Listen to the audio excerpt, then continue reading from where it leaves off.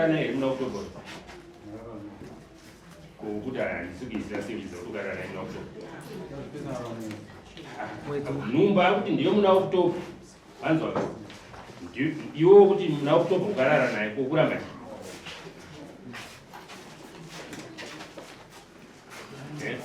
numbu ndiye muna October yanayo iwo muna October natukarara naye muna February munu mkutu mwana kukarara naye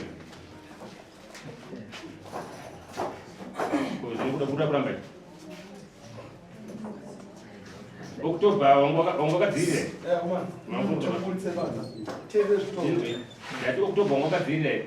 kuti pangona kuti ongoka tsemtsana ongoka sina kuramba kana wabvunzwa negorokoto yakutizvo ongoka dzire ere ukati nakandisina handika ifeyapeke handine mana no waiti zvinobara chi taura advantage ndazoti pamwedzi wenguva hanakupiwa mukana handiti hazvina kuipa toda kuti tiiti nhereka yacho kuitira kuti tikazoti kakakozoti vanenge vandidzikiridza vakuti iri kunzi ine 4 months andi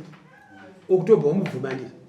kubva October kusvika nhasi kuona kwako 4 months dzinokwana here kana hadzikwani pakati tikati pane 4 months apa dzipo here dziripo dairiso kuitira kuti dzipo dzichitodarika saka munhu akati 4 months sevadiki vese kana akati 4 months haasi kuti 4 months ndinhasi wanaye inogona kuita 4 point kana kuti less than 4 but to the nearest 4 because ivo pavanoenda pakuziva kwavanoita kuti vazoziva kuti pani zvino waa1 handitika paunoti we waa1 unogona kuva waa1 point handitika voti 1